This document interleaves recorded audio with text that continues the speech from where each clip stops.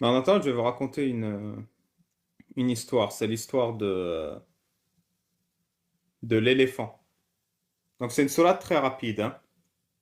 Alam tara kayfa fa'ala rabbuka bi ashabil fil. Donc est-ce que tu vois comment Dieu s'est occupé du cas des éléphants?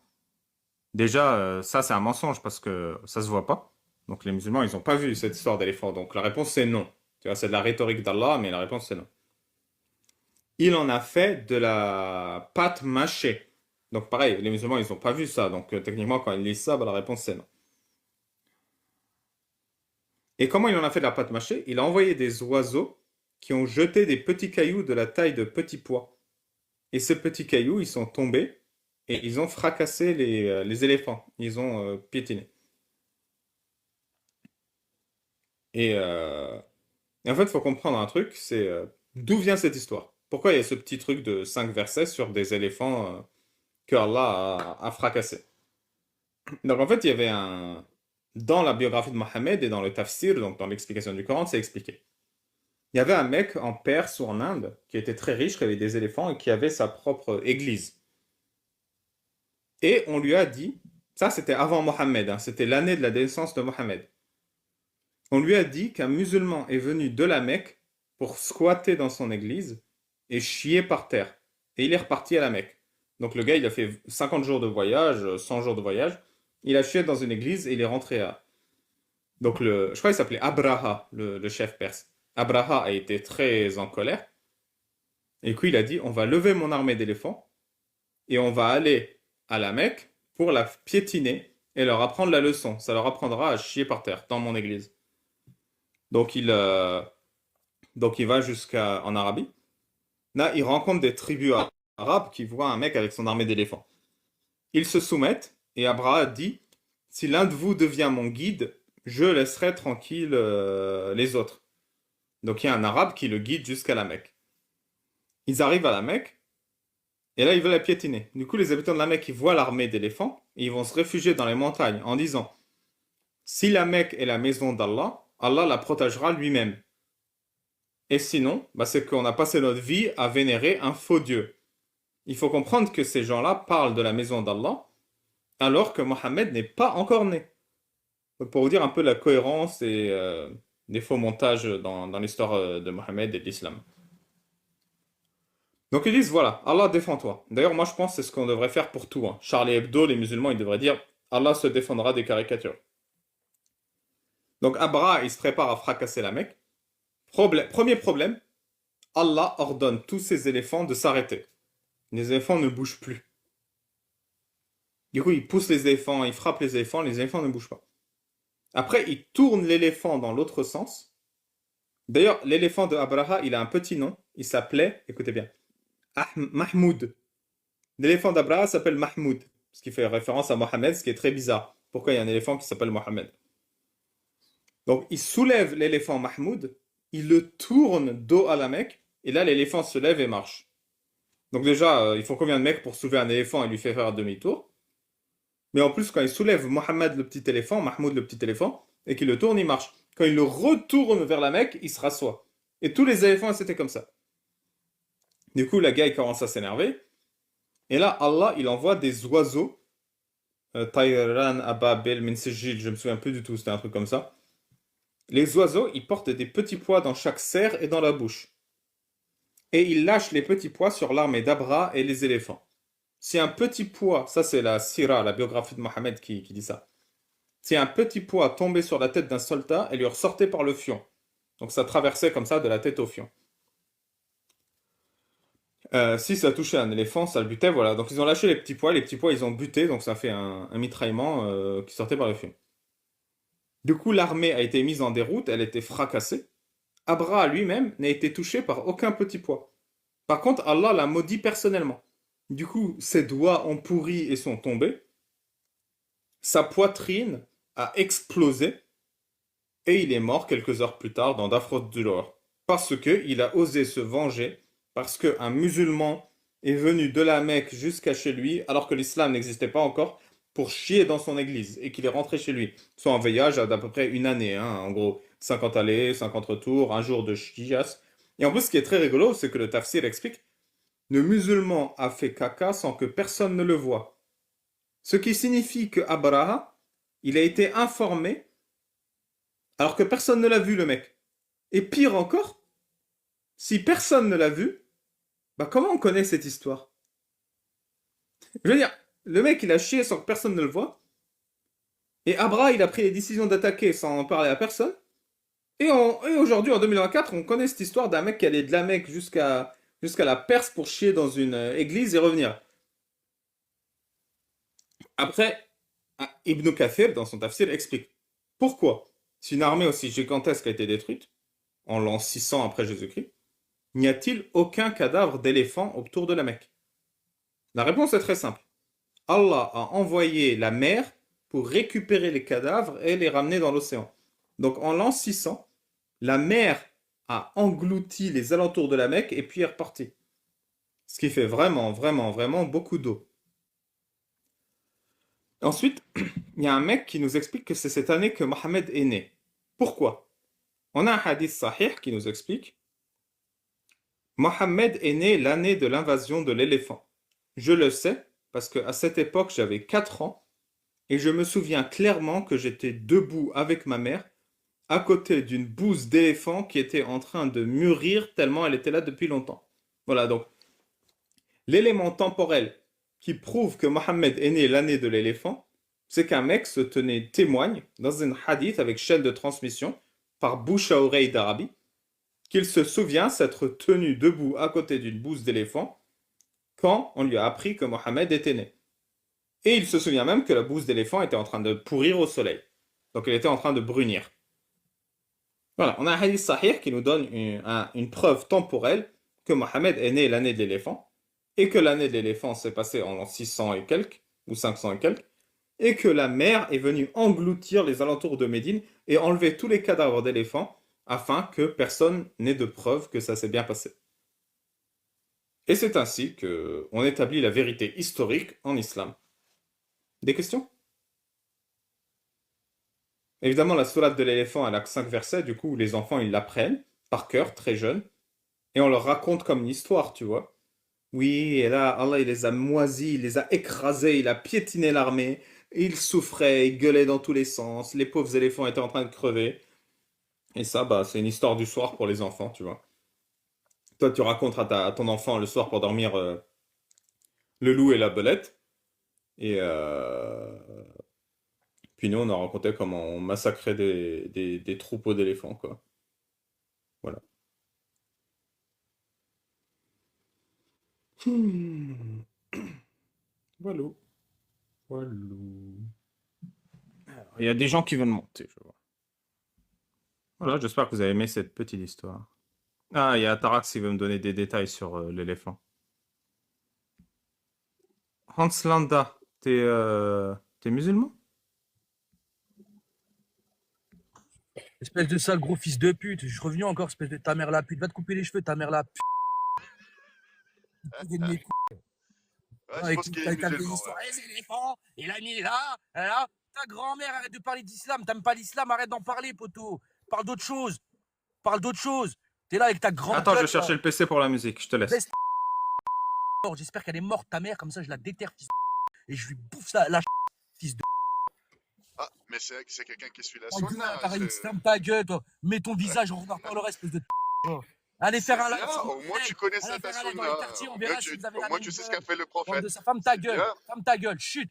Quand les hommes y parlent, les femmes ils se taisent. Espèce de salope. Ah, mais oui, oh là là. Il y a Voilà. encore ce truc des hommes, les femmes, tout ça. Je suis juif, fils de. Je suis intouchable. Qu'est-ce qu'il dit? Je suis juif, fils de. Je suis Ouais. intouchable. Je suis à Tel Aviv. Mais je suis à Tel Aviv. J'achète un appartement, 1200 €. Il m'a dit rends 200 €. J'ai dit non, je rends rien. Alibaba, Allez, abonnez-vous à Anslanda, les frères. Anslanda est un nazi. Tu peux l'envoyer vers le 7e Tu ciel. peux l'envoyer, on va t'envoyer chez qui ta mère. rencontre Allah et les 70 Non, non, ans. attends, je vais mettre la musique et le laisser chanter. Tu veux quoi comme musique classique? Ferme ta gueule. Ouais, vas-y, les gars, abonnez tous à moi. Les gars, on va tous. Abonnez tous à moi, on va tous les. La musique, c'est haram. Basique, c'est haram. Boire de l'alcool, c'est haram. Fumer des joints, c'est haram. Je fais tout parce que je suis juif.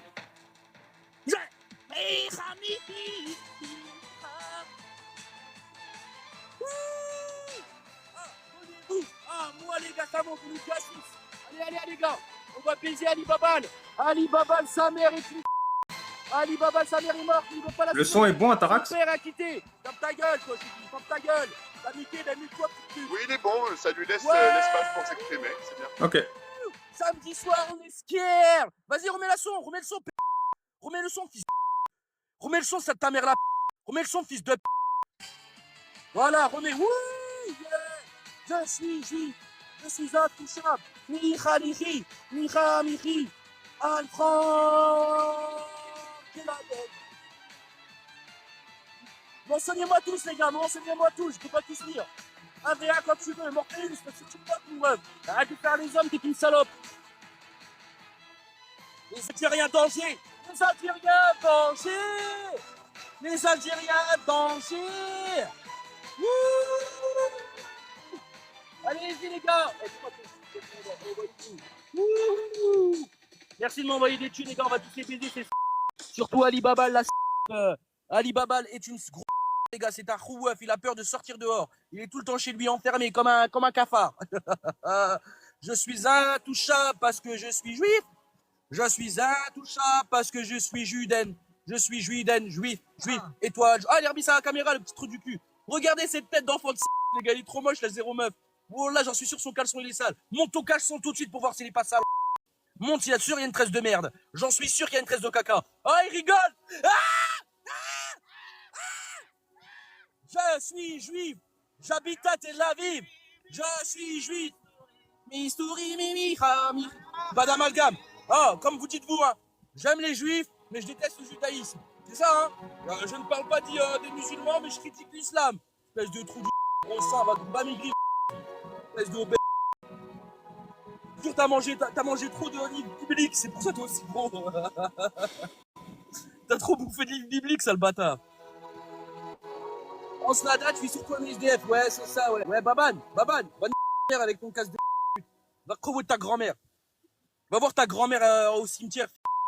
Va lui apporter des fleurs, mais des sur TikTok. Les gars, abonnez-vous à moi, c'est bien, je vois que 8 ces trucs, c'est bien ça 8. Les gars, augmentons, on est plus qu'Artarix. Maxis, son fils de pute d'en haut. Avec son avocat qui se fait dans le trou de balle. Regarde, il va me sortir, les gars. Regardez le haineux, il va me sortir, ce petit. Regardez, il va me descendre. Il a le seum, il a la haine, il est pas bien, il tremble, il a de la merde au cul. Oh là là, il se branle sur des dessins animés, ce fils de. Tu es sûr, il s'est déjà branlé sur Ali Baba et les 40 voleurs, sur Jasmine comme ça. Oh. Ah oui, Jasmine, vas-y, Ali Baba, mets-moi dans le cul. Ouais. J'ai trop d'inspi, mon ref. Tu pourras jamais me niquer. Hans, tu défends bien l'islam, bravo. Je défends pas l'islam, je suis juif. J'ai l'étoile jaune encore, elle est encore sur mon pull, c'était celle de ma grand-mère. Oh, écoute, j'ai le pull de mon grand-père, il y a encore l'étoile jaune, mon ref. Ça vient tout droit d'Auschwitz. Tu peux pas faire mieux que moi, mon ref. Je suis pire que juif. Si demain ils me disent quelque chose, je me reconvertis au judaïsme. C'est pas de problème. Pas de problème. On ne croit pas en Dieu ici. Dis-moi ça, on ne croit pas en Dieu, nous, frérot. 70% de consanguinité. Mon ref, la consanguinité, c'est vous, les Français. Vous baisez entre vous. Baisez même vos mères, bande de putes. Vous enchantez vos mamans et vous élevez les gosses que vous avez enceintés avec votre mère. Vous me parlez de consanguinité?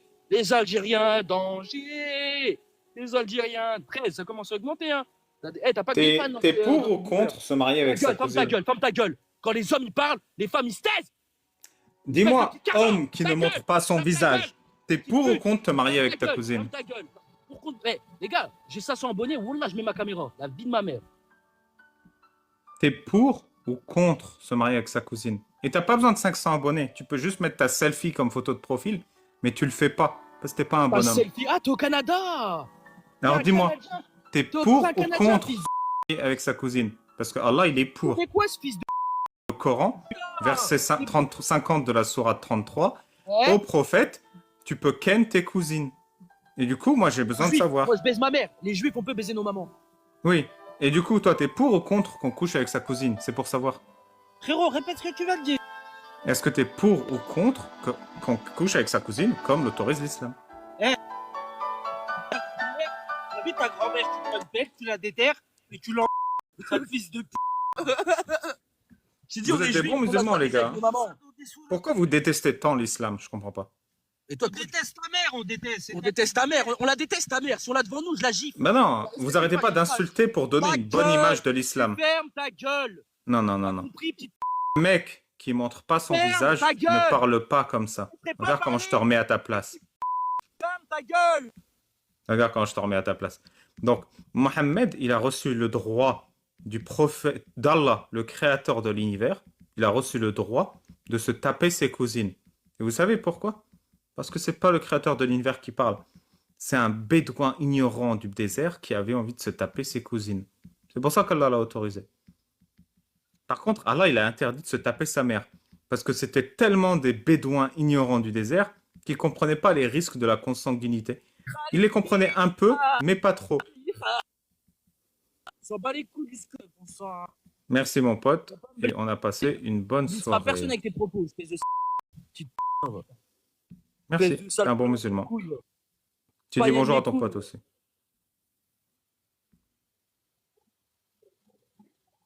Voilà. Ça t'a plu, Atarax? Oui, j'avais envie de dire que, heureusement que les musulmans sont pas comme ce monsieur, mais c'est une belle mise en abîme hein, dans un cerveau qui est déjà pété par un peu de religion, qui est pété par un manque d'éducation, par un ultranationalisme, alors qu'il n'a jamais vécu en Algérie. Voilà, ça nous permet juste de voir ce qui se passe là-dedans. C'était bien. On voit qu'il y a un carambolage d'idées, voilà, qui dépasse pas deux, trois mots, pas plus. Hein. Donc, c'est bien pour nous pour comprendre. Est-ce que tu avais des détails à rajouter sur l'histoire de l'éléphant? C'est pour Oui, ça que t'es oui, monté? oui, j'avais des détails, j'avais des petits détails. Mais je veux juste réagir sur cette histoire de mariage consanguin et l'interdiction de se marier avec entre ascendants. Ce n'est pas tout à fait vrai. Hein. En plus de la légalisation de se marier avec des cousins-cousines, donc parce que oui, effectivement, c'est un bédouin du 7e siècle qui a écrit le texte, mais c'est un bédouin qui a quand même c'est pas juste c'est une envie là de ken ses cousines. C'est une vision ou c'est une solution financière qu'on a trouvée à la rareté des terres cultivables, à la rareté de l'eau dans cette zone-là et à la rareté de la richesse.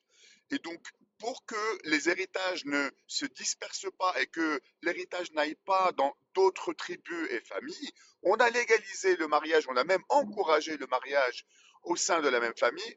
Comme ça, la richesse se reste à l'intérieur même de la famille ou de la tribu. Et donc, c'est un peu ça l'idée. Hein. Donc, c'est une réponse économique à la rareté de la richesse dans cette région. Donc, voilà, ne pensons pas que c'est juste une teub qui écrit un Oui. texte. Et d'ailleurs, c'est interdit de se marier avec sa fille, sauf si c'est la fille de ta femme esclave. Là, tu peux mettre ta teub dedans quand même, hein, tranquille. Alors, pas seulement, mais c'est le même truc. Parce que dans l'islam, on va séparer parenté et filiation. Je m'explique.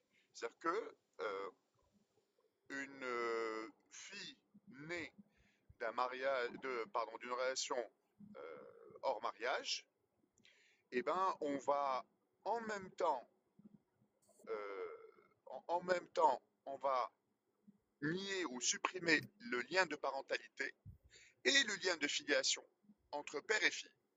Et donc, en supprimant les deux, l'avis de la jurisprudence est clair, le père biologique, pour nous c'est un bien biologique, peut donc se marier avec sa fille biologique, puisqu'il n'y a ni lien de parentalité, ni lien de filiation entre les deux.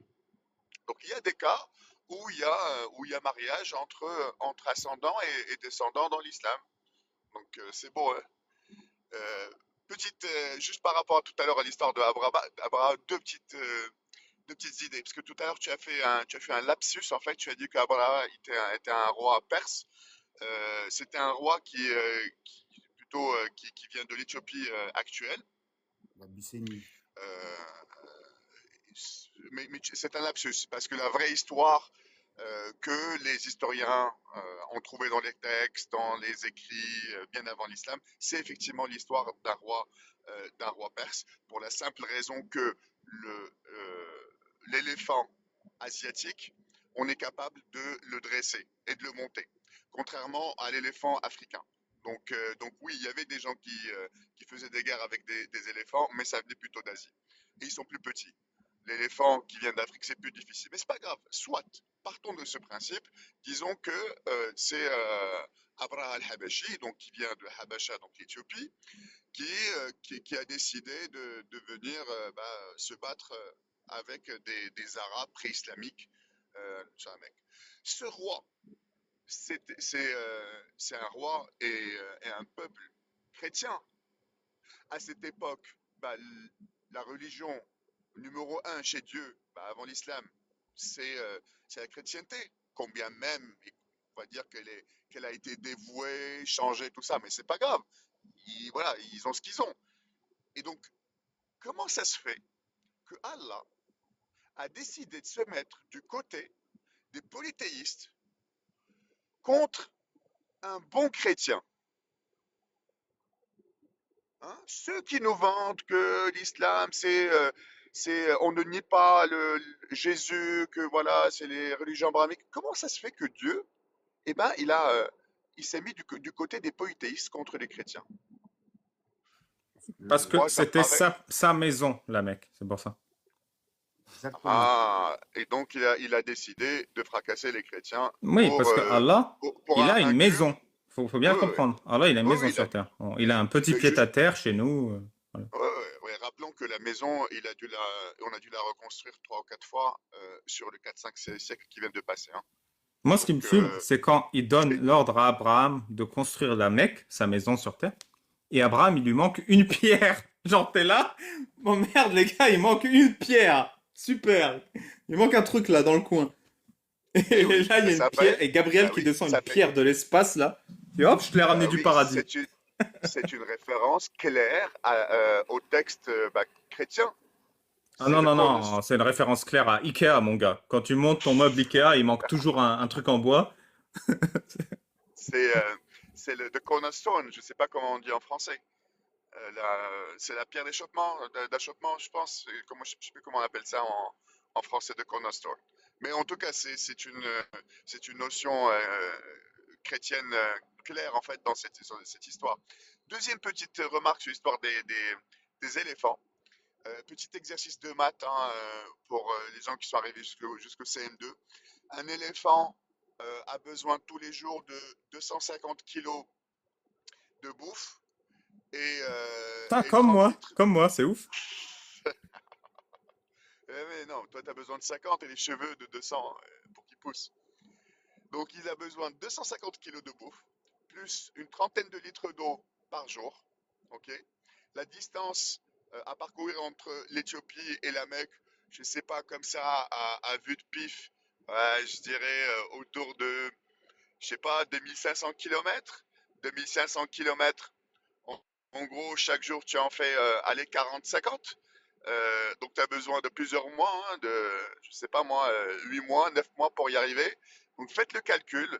Cette bouffe, ils doivent la transporter, hein, parce que c'est pas au milieu du désert d'Arabie qu'ils vont aller trouver 250 kilos. Donc, faites le calcul. Combien de bouffe au le Coran, départ de Addis Abeba on a besoin pour emmener avec nous pour faire bouffer, je sais pas combien, il y a une centaine d'éléphants pour arriver à la Mecque. dans le Coran, Quand vous les allez trouver la réponse, c'est sûr que vous allez arrêter de croire dans cette histoire. d'éléphants.